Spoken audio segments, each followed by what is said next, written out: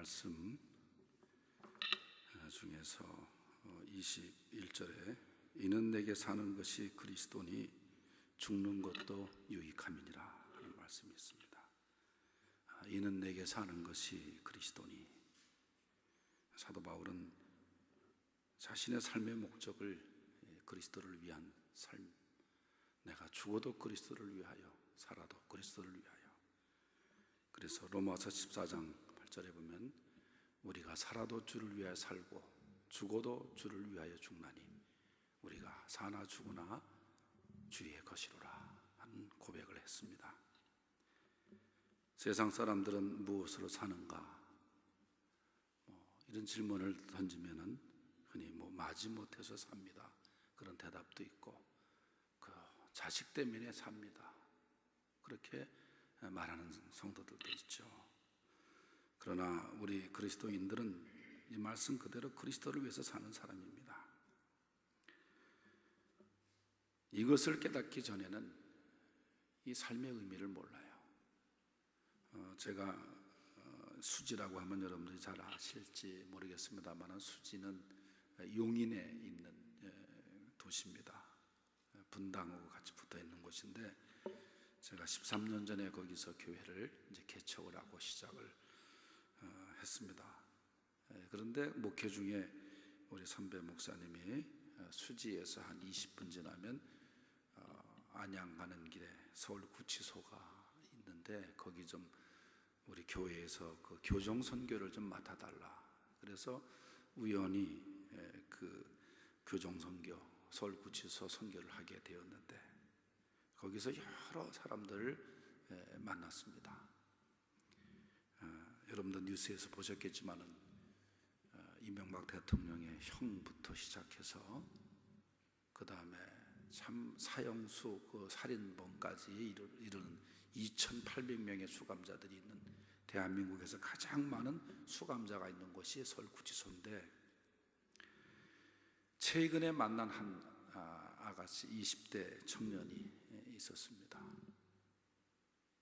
대학을 졸업하고 또 영문학을 하고 아주 얼굴도 예쁘고 학교 다닐 때 인기가 많았던 아가씨인데, 졸업을 하고 그만 잘못된 길로 빠져서 마약으로 두 번째 들어오게 되었습니다. 그러다 보니까 이 형이 길어지고, 그런데 놀라운 것은 그 감옥 안에서 예수님을 영접하게 되었어요. 동료 수감자를 통해서 전도를 받고 그 방에 뜨거운 기도가 이루어지면서, 그래서 지난번에 이제 세례를 저한테 받았습니다. 완전히 변화가 된 그 모습을 예배 시간마다 느낄 수 있을 정도로 얼마나 얘가 밝게, 그동안은 마약에 의존해서 살았는데 이제 예수님을 의지해서 사는 사람으로 완전히 바뀌었어요. 저에게 부모님께 좀 신방을 가달라. 그래서 여주에 있는 그 부모님을 제가 만나서 지금 딸이 이렇게 변화가 되었습니다. 처음에 못 믿어요. 그러나 이 딸의 간곡한 기도를 통해서 한번 면회를 가보십시오. 이렇게 달라졌습니다. 그래서 이 아버지가 딸을 안 만나다가 몇 년 만에 이제 면회 가서 이 딸을 만나서 눈물로 같이 대화를 나누고, 이게 저한테 그래요. 목사님, 제가 신학을 하고 싶습니다. 그래서 그 말만은 하지 마라. 지금 한국에 얼마나 목사들이 많고 신학교도 많고 하는데 그저 네 재능을 가지고 봉사해라. 제가 미국에 오기 전에 한번 다시 얘가 다른 데로 이감을 가기 전에 만나야겠다 해서 가서 면회 가서 기도해 주고 왔습니다만은, 주님을 만난 다음에 얼마나 얘가 기쁨의 생활하는지. 그래서 제가 얘가 변호사도 이렇게 구하지 못해가지고 제가 아는 변호사를 보냈어요. 그 변호사님이 가서 좀 이 아이를 도와줬으면 좋겠다. 그래서 변호사님이 가서 이 아이를 만났는데 오히려 은혜 받고 왔다는 거예요. 도와주러 갔다가 자기가 얼마나 얘가 기쁨으로 변해 있는지 변호사가 저한테, 제가 오히려 가서 큰 은혜 받고 왔습니다. 여러분, 이게 바로 그리스도로 사는 사람, 예수님을 만나 변화받은 삶의 모습입니다. 그러면 이 사도 바울이 말한 그리스도로 사는 사람은 어떤 사람이냐? 오늘 본문을 중심으로 몇 가지 생각해 보겠습니다. 첫째는 환경을 극복하는 사람입니다. 12절을 다 같이 한번 읽어보겠어요. 시작. 형제들아, 내가 당한 일이 도리오 복음 전파에 진절이 된 줄을 너희가 알기를 원하노라. 아멘. 이 사도 바울이 내가 당한 일, 그 당한 일, 그게 뭐냐 그 말이에요. 그것은 바로 사도 바울이 복음을 전하다가 원치 않는 감옥에 들어간 겁니다. 감옥이라고 하는 불편한 환경, 여러분 뭐 그런 곳에 가보셨는지 모르지만 저는 너무너무 익숙해요. 제가 유신 정권 때 보름 동안 동부경찰서 유치장에 제가 있어 봤는데, 뭐 유치장이지만 얼마나 그때도 불편했는지 몰라요. 이 사도 바울이 얼마나 감옥을 자주 갔으면은 그가 쓴 편지 중에 이 옥중서신이라는 게 얼마나 많습니까? 그리고 어느 책 읽어보니까 사도 바울이 다른 지역에 갈 때마다 먼저 묻는 것이 뭐냐? 여기 뭐 호텔이 어디 있느냐? 여기 파출소가 어디 있느냐? 그게 아니라 여기 감옥이 어디 있느냐? 왜냐하면 감옥을 수시도 가니까. 그러니까 사도 바울은 이 감옥에서 하나님의 큰 역사를 경험한 사람 아닙니까? 그런데 사도 바울이 이 감옥에 갇힌 환경일지라도 그리스도로 사는 사람들은 이 환경을 뛰어넘는 사람들이다. 아무리 환경이 어려워도, 아무리 환경이 불편해도 그리스도로 사는 사람들은 환경 너머를 바라보는 사람들이다. 흔히 환경론자들은 환경이 좋아야 된다고 생각해요. 교회 개척을 할 때도 주변 환경이 좋아야 된다고, 물론 환경이 좋으면 좋죠. 그러나 우리 믿는 사람들은 환경이 어떠하든지, 때로 불편하든지, 때로 내가 주님을 위한 고난을 당하든지, 그저 환경을 뛰어넘는, 환경 너머에 그리스도를 바라보는 사람들인 줄 믿으시기 바랍니다. 우리는 환경을 넘을 수 있는 믿음이 있어야 되는 거예요. 사도 바울은 감옥이라는 불편한 환경 속에서도 오직 그리스도의 영광을 위하여 살았습니다. 사실 누구든지 고난을 피하고 싶은 마음이 있어요. 그러나 고난은 필연적입니다. 우리 목사님도 저희 같은 학교 목회입니다만, 옛날에 제가 처음 신학대학 장신대 갔을 때는 이 교가가 없었어요. 그저 예배 시간마다 자주 불렀던 찬송이 부름받아 나서면 어디든지 가오리다, 그 찬송이에요. 제가 졸업할 때도 그저 졸업 사은회 때 교수님들과 함께 어깨 동무를 하고 이 찬송을 마지막으로 제가 그때 사회를 봤었는데, 그 찬송을 같이 부르고 축도를 받고 우리가 다 흩어졌어요. 부름받아 나서의 몸 어디든지 가오리다. 근데 한동안은 가사를 이렇게 변해서 이렇게 바뀌었대요. 가사가 부름받아 나서니 몸 대전까진 가오리다, 뭐 그렇게 바뀌었다는 거예요. 여러분, 그저 어떠한 환경이든지 우리들은 주님을 위한 그 길이라면 가야 되는 거예요. 제가 아는 목사님 중에 안요한 목사님, 여기 미국도 자주 오셨다는 제가 그 얘기를 들었습니다만, 이분이 우리 교단의 원래 목사님 아들입니다. 근데 그 당시에 우리 학교에 올 형편이 못 돼서 한신대를 가셨는데 37살에 이분이 원인모를 병에 눈이 안 보이기 시작했습니다. 그러다 보니까 아내가 떠나고 참 비참한 삶을 살면서 그 다음에 자살도 기도했다가 하나님의 음성을 듣고 신학을 하지 않습니까? 근데 이분이 그 자살까지 생각했던 사람인데 이제 주님을 믿고 그 다음에 체험적인 신앙으로 나가서 공부를 하면서 기숙사 생활을 했는데, 이 갑자기 불이 나가면 자기는 너무너무 감사했다는, 다른 사람들은 불 나가면 다 밥 먹다가 중단하고 빨리 불 켜라 그러는데 자기는 불이 나가 자기는 자연스럽게 밥을 먹을 수 있다는 게 얼마나 감사한지 모르겠대. 여러분, 이 문제 속에서도, 불평한 상황 속에서도 감사의 틈을 찾을 수 있는 게 그게 신앙인이거든요. 그게 그리스도로 사는 사람이에요. 미얀마 지금은 저 옛날에 버마죠. 그때 여러분 미얀마의 아웅산 그 사건이 얼마나 컸습니까? 아까운 사람들이 얼마나 많이 죽었습니까? 그때 우리 함태영 목사님 부통령 하셨던 함태홍 목사님 아들, 한병천 비서, 연동교회 집사님 같은 우리 교단의 우수한 분이 그때 그냥 다 죽고, 강요들이 다 죽었잖아요. 아까운 사람들이.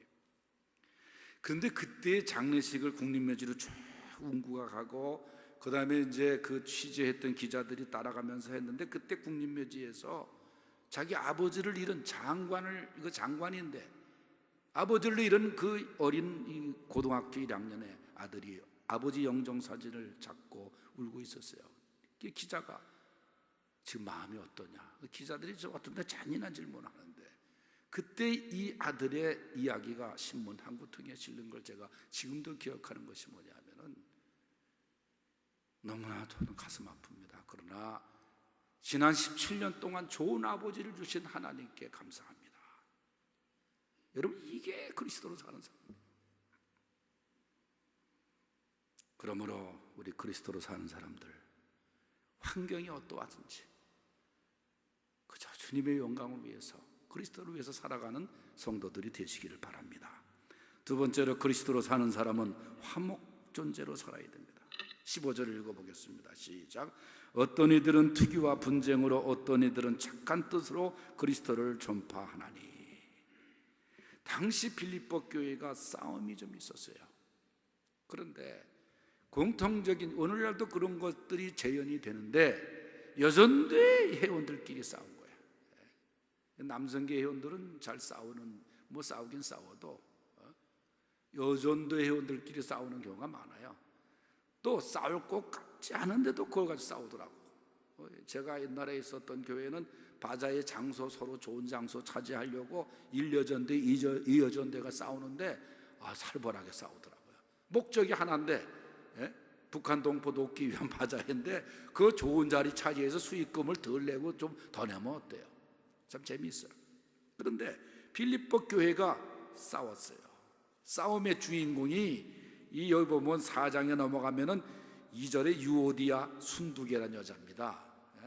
유오디아 순두개, 이름까지 바울이 거명한 거 보면은 얼마나 빌립보 교회에서 유력한 여인들이고 얼마나 좀 다투었으면 그렇게 바울이 이름을 열고 했겠어요. 아무리 선한 목적을 가져도 여러분, 그리스도 안에서 싸우면 안 됩니다. 예수님도 화평케 하는 자가 하나님의 아들이라 그랬어요. 그럼 반대로 분열케 하는 자는 사탄의 종들이라는 거예요. 사탄이 기뻐한다는 거예요. 그 모습을. 하나님이 원하시는 것은 화평입니다. 제가 많이 자주는 안 다녔어도 이렇게 한인 교회들 보면은 특징이 뭐냐 하면은 한국보다 더 많은 싸움과 분열이 있다는 거예요. 아니, 왜 외국까지 나가서 싸우냐 그 말이에요.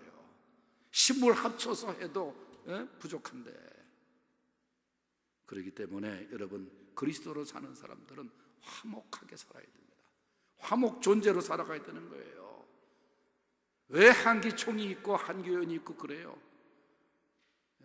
제가 이번에 비행기 타고 오다 신문을 읽어보니까, 캐톨릭은, 그 로만 캐톨리저 천주교는 뭐 교황이 이제 한국에 온다 해서 벌써부터 떠들지 않습니까? 이 교황이 오면 또 천주교 신자들이 얼마나 또 요란하게 하고 홍보를 하고. 여러분, 천주교는 그 방송 홍보가 잘 돼 있어요. 우리 기독교는 이거 싸우는 것만 보도하니까 말이죠, 얼마나 또 손가락질 받는지 몰라. 그러면서 기자가 그렇게 썼더라고. 천주교 부패 때문에 종교개혁해서 기독교가 생겨났지 않느냐. 그런데 오늘날 기독교의 모습이 뭐냐? 싸움판이고 세습 문제로 그렇고. 여러분, 그저 이 비전 교회는 예수 안에서 화목하게, 예수 안에서 하나, 그래서 사랑이 충만한 공동체가 될 수 있기를 바랍니다. 이것이 그리스도로 사는 사람들의 모습입니다. 세 번째, 그리스도로 사는 사람은 부끄럽지 않는 삶을 살아야 돼요. 20절을 읽어보겠습니다. 시작. 나의 간절한 기도와 소망을 따라 아무 일에든지 부끄러워하지 아니하고 지금도 전과 같이 온전히 담대하여 살든지 죽든지 내 몸에서 그리스도가 존귀하게 되게 하려 하나니. 아멘. 여러분, 사도 바울의 간절한 기대와 소망이 여기 보니까 아무 일에든지 부끄러워하지 아니하고 사실 바울도 이 말을 했지만은 바울도 인간이기 때문에 어떻게 주님 앞에 한 점 부끄러움 없이 살아갔겠습니까? 때론 바울도 실수를 했죠. 베드로도 실수를 했죠. 그러나 우리의 목적이 그리스도로 사는 사람은 정말 하나님 앞에 부끄럽지 않게 살기 위해서 노력을 해야 되는 거예요. 여러분, 왜 우리가 부끄러워지는가 생각해 보세요. 왜 우리가 부끄러운가? 가장 큰 원인은 뭐예요? 하나님 앞에 죄를 지으면 부끄럽습니다. 아담과 이브가 하나님 앞에 죄를 짓고 그 다음에 숨지 않았습니까? 부끄럽지 않았습니까? 죄의 문제가 해결되지 않으면 우리는 하나님 앞에 고개를 들 수가 없어요. 이건 일반적인 것도 마찬가지입니다. 감사하게도 하나님은 우리에게 오라, 너희 죄가 주홍 같을지라도 분홍 같을지라도 같이 나랑 같이 의논하고 상의하고 내 앞에 고백하면 흰 눈처럼 양털같이 희게 해주리라. 우리가 죄의 문제가 해결되지 않으면 정말 부끄럽습니다. 그리고 또 한 가지, 자신에게 주어진 의무를 잘 감당하지 못하면 부끄럽습니다. 여러분, 목사는 목사의 의무가 있고 장로는 장로의 의무가 있잖아요. 부모는 부모의 의무가 있고 자식은 자식의 의무가 있어요. 그것을 잘 감당하지 못하면 부끄러운 거예요. 제가 이제 평양을 여기 교포도 더 많이 갔다 온 분들이 많으니까 96년도부터 가기 시작해서 한 서너 번 갔다 온 것 같아요. 96년도부터 시작해서 김정일이 죽을 때 제가 평양에 뭣도 모르고 있다가 난 나온 다음에 알았어요. 죽은 것도 가르쳐 주지도 않아가지고 나온 다음에 죽었다는 거예요. 그런데 그러다 보니까 제가 이제 6월달 되면은 군대 안보 강연을 많이 다닙니다. 왜냐면 제가 보았던 인민군들, 그들의 그 정신 상태, 그걸 이제 우리 군하고 비교해서 제가 이제 슬라이드, 지금은 이제 영상으로 많이 하지만은 슬라이드를 처음에 이제 제작을 해서 했는데, 한 번은 저 강원도 22사단이 요새는 이제 다 쓰기 때문에 뭐 보안도 안 해요. 저 간판에 22사단 사령부 이렇게 다 써요. 근데 가서 강연을 하고 사단장이 저를 이제 식사 대접을 한다 해서 갔더니 양양의 송이버섯을 싹 대접을 하는데, 양양 송이버섯이 제일 유명하잖아요. 봉화 송이버섯도 유명하다는데 하니까 참 맛있더라고요. 난 그때 처음 먹어봤어요. 그래서 이제 그 대접을 받고, 오래전입니다만은 이제 이쪽으로 한계령 쪽으로 이제 구경 좀 하고 오다 보니까 송이버섯 판매라고 이렇게 써 있더라고요. 그래서 제가 들어갔어요. 너무 맛있는 송이버섯 생각이 나가지고, 그래서 얼마입니까? 그랬더니 그 송이버섯이 뭐 굉장히 비싸더라고. 생각보다 1kg에 뭐 1등품이 있고 6등품까지 있는데 1등품이 제일 비싸고 아주 곱게 잘 핀 송이버섯인데, 그래서 제가 그걸 두 상자를 샀어요. 1등품하고 2등품을.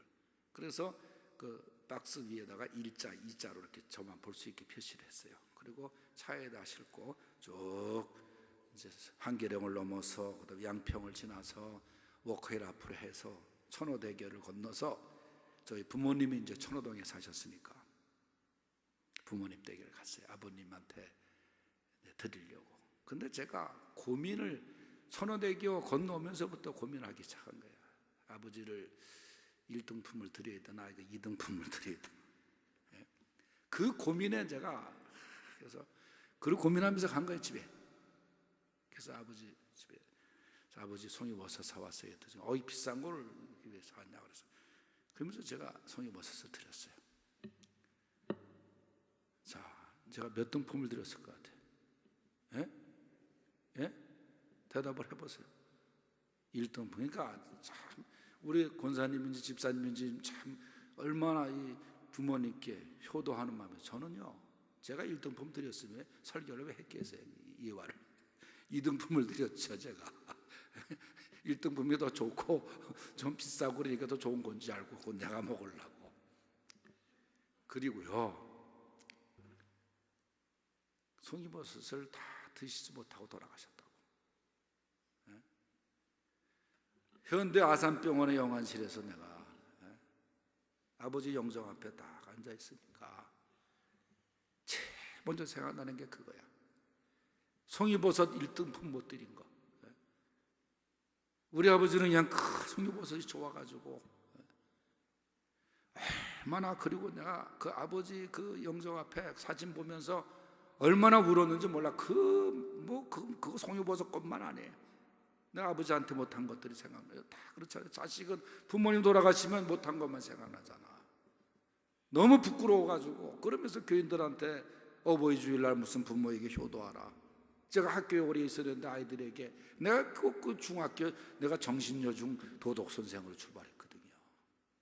그럼 효도하라 그러 해놓고 자기도 못하면서 말이죠. 얼마나 부끄러운지 몰라. 내 이 얘기를 우리 후배 목사님한테 고백을 했어요. 저 송정민 복음성가 가수 남편 되는 곽 목사한테 했더니 형님 저도 마찬가지예요. 그래서 넌 뭐냐 그랬더니 아버지가 고대병원에 입원하고 계셨는데 제 진도 사람이 있거든요.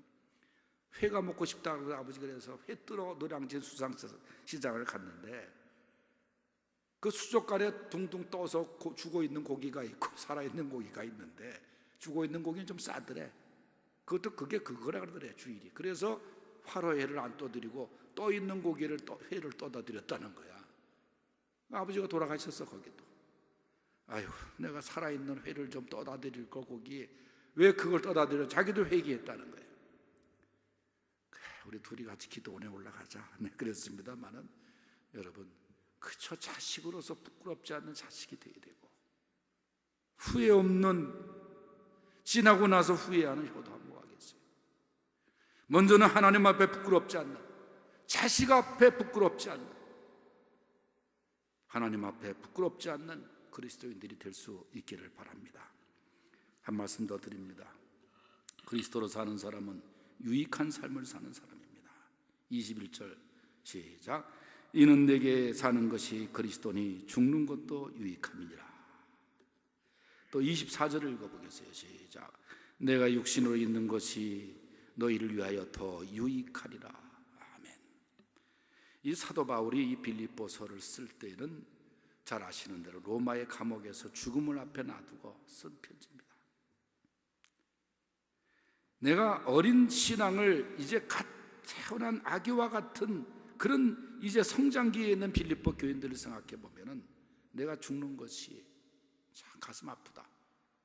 내가 너희를 위해서 내가 사는 것이 정말 유익하다. 그러나 하나님의 뜻이 죽음이라고 하면, 나를 불러가신다고 하면은 내가 죽는 것도 유익하다 그 말이에요.